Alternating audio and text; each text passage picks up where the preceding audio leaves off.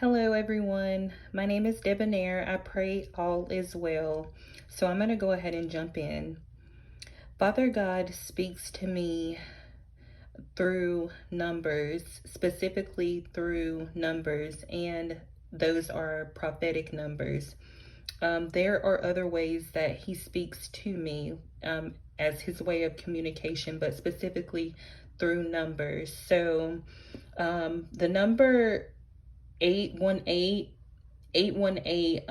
Father God he has been communicating, and I see it on a daily basis, day to day, every day. He has led me to Deuteronomy chapter 8, verse 18, and it reads, "But remember that the Lord your God gives you the power to gain wealth. In order to confirm his covenant, he swore to your ancestors as it is today."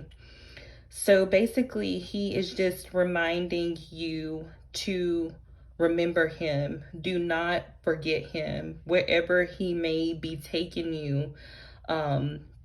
However, to that higher place, that higher mountain, whatever he has promised you, whether it be wealth, but you know exactly what he's promised you. But whenever you get there, whenever you are succeeding, whenever you are living a life of excellence, whenever you are at that elevated place, he is saying to remember him. Do not forget him. As it says here, but remember that the Lord your God gives you the power to gain wealth, because if it was not for him, then you wouldn't be where you are going. You wouldn't be in that place, of excellence, just succeeding in life. So he's saying, do not forget him. Like whenever these busy schedules come in place, just always remember to do exactly what you are doing now. And that's keeping him first, by building relationship with him daily, just praising him, worshiping him, praying, fasting, exactly everything that you're doing now, you do the same then, you do the same then. And, just continue to keep him first. So he has also led me to First Kings. First Kings chapters 1 through 9. And I'm just going to summarize. And for those who aren't familiar with the book of First Kings, I just want to encourage you to read it. So in First Kings, David was king, and after his death, Solomon became king. Well, before his death, Solomon was next in line to become king. And so as I'm reading, what Father God highlighted to me and what stood out to me was, he more than once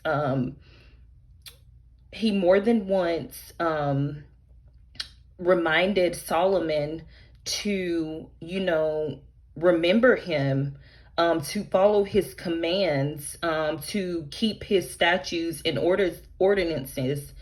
And like I said, more than once he reminded him. And so I'm going to read from chapter 9,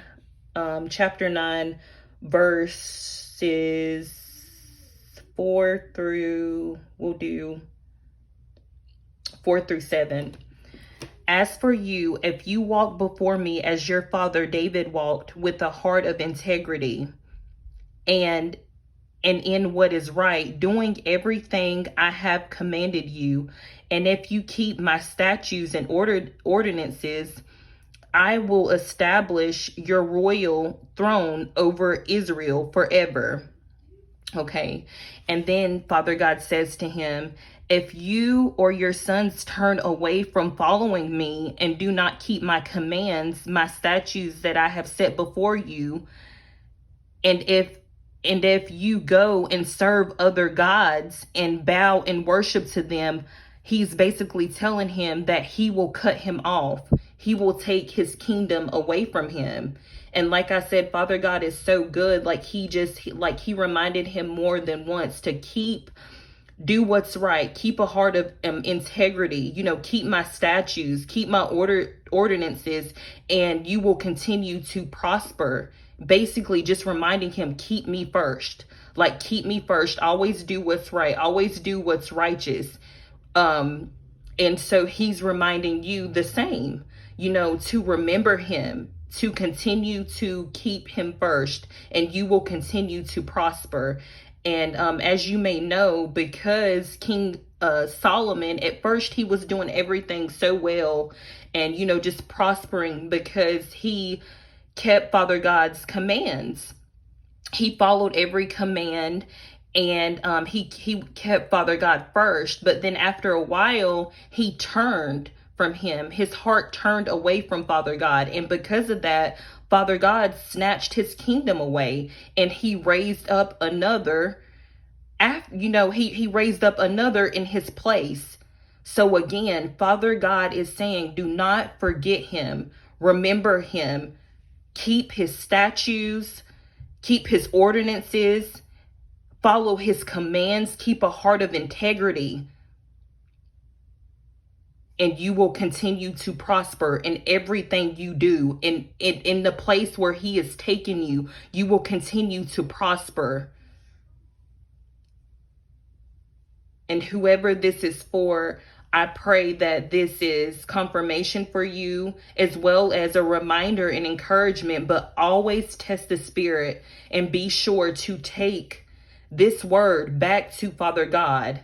Always. And know that he loves you. He loves you so very much, and so do I. And I would like to say just congratulations.